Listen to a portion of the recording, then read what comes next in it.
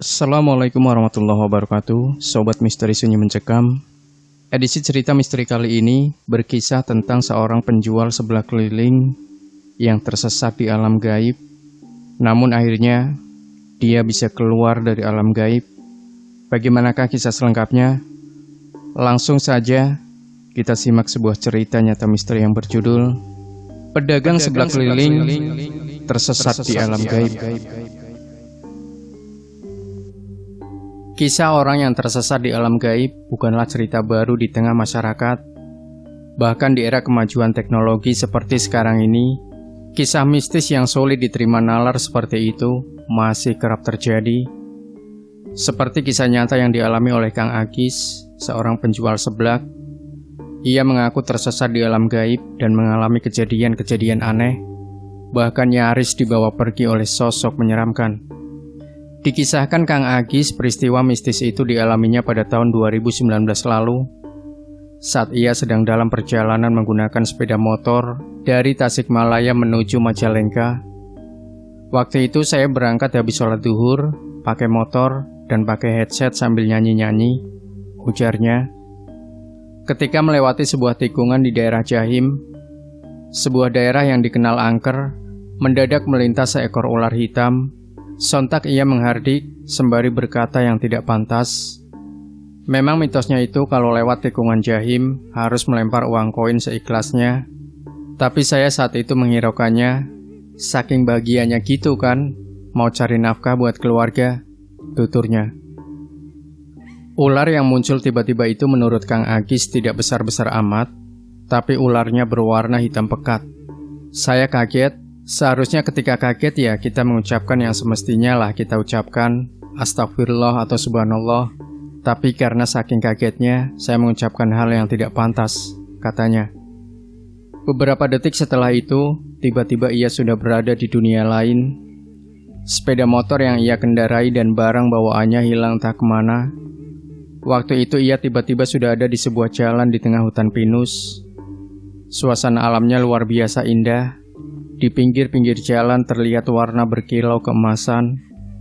Dalam hati ia kemudian bertanya-tanya, kok saya ada di sini?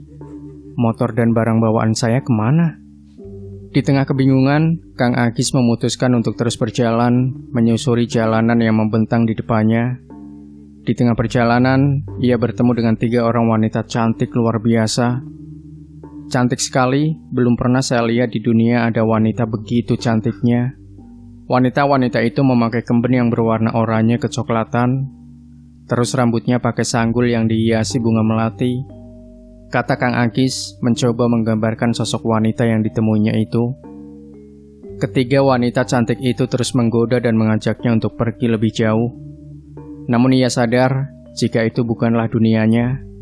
Karena itu Kang Agis menolak ajakan wanita itu.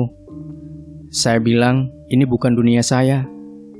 Bukan dunia saya walaupun indah luar biasa, tapi ini bukan dunia saya. Saya mau pulang.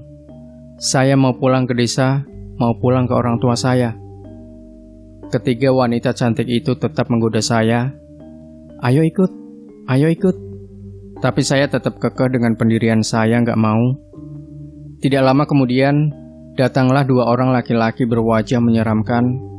Kang Agis menggambarkan sosok itu hanya memiliki 1 telinga, 1 lubang hidung menghadap ke atas, dan 1 lagi ke bawah, dan 1 tanduk yang muncul dari belakang. Kedua sosok menyeramkan itu kemudian memaksa membawanya dirinya untuk pergi. Sosok itu berkata, "Kamu ikut dengan saya." Tapi saya nggak mau. Mau dipaksa gimana pun saya nggak mau. Saya bilang mau pulang. Saya mau pulang ke desa, saya mau pulang ke orang tua saya, ucapnya. Dalam keadaan seperti itu, ia terus memanjatkan doa memohon pertolongan dari Allah Subhanahu wa Ta'ala. Dengan sekuat tenaga ia berontak dan berlari sejauh mungkin sampai tersungkur-sungkur. Ia tidak peduli lagi motornya kemana, barangnya kemana. Yang penting berlari sejauh mungkin sembari terus berdoa memohon perlindungan Allah Subhanahu wa Ta'ala. Di perjalanan ia tiba-tiba merasakan perutnya sangat lapar. Setelah itu ia lihat ke atas sambil berjalan, ada buah delima. Buah itu ia ambil lalu dimakan. Anehnya, baru makan 3 biji, ia langsung sendawa dan merasakan sudah sangat kenyang. Setelah itu ia melanjutkan perjalanan dan bertemu dengan ular warna hitam. Dalam hati saya berkata, ini ular warna hitam kayak tadi di jalan. Apakah gara-gara kata-kata saya yang tidak pantas tadi, saya jadi begini? Karena takut, saya udah pasrah saja. Saya berdoa, ya Allah, saya pasrahkan jiwa raga saya milik Allah. Saya diciptakan sama Allah, dan kembali pun kepada Allah, kenangnya. Tidak lama kemudian, terdengar suara bisikan seperti suara ayahnya yang mengingatkan agar Eling sadar.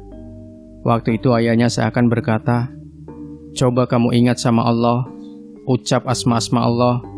Seketika dalam hati saya langsung mengucapkan asma Allah yang pernah diajarkan oleh ayah saya. Setelah dirinya mengucapkan asma-asma Allah, tiba-tiba ular hitam yang tadi ada di depannya tiba-tiba menghilang. Lalu terdengar lagi bisikan agar dirinya melangkah 3 langkah ke depan, dan tiba-tiba di depannya ada sebuah danau. Lalu saya disuruh berdoa, ya Allah, kembalikan saya ke dunia saya. Lalu saya melangkah 3 langkah ke dalam danau. Saat itulah saya tersadar. Ternyata saya saat itu sedang dibangunin oleh seorang ibu-ibu. Menurut ibu-ibu itu dirinya terjatuh, saat itu motor dan barangnya sudah ada di pinggir jalan. Namun anehnya, luka yang dialaminya tidak menunjukkan orang yang kecelakaan, melainkan penuh luka cakar waktu dirinya melepaskan diri dari cengkeraman 2 sosok menyeramkan tadi. Ia lantas menelpon temannya untuk meminta bantuan, namun herannya temannya itu tidak berhasil menemukannya, padahal sudah bolak-balik di lokasi tempat ia menunggu di pinggir jalan. Saya berpikir, wah, jangan-jangan saya masih disembunyikan oleh makhluk gaib tadi. Lalu dirinya menelpon ayah saya dan disuruh minum air putih, lalu baca ayat suci Al-Quran dan sholawat. Setelah itu barulah teman saya bisa menemukan saya, pungkasnya. Singkat cerita, ia pun lantas dibawa pulang, dan dalam perjalanan pulang ia kembali pingsan.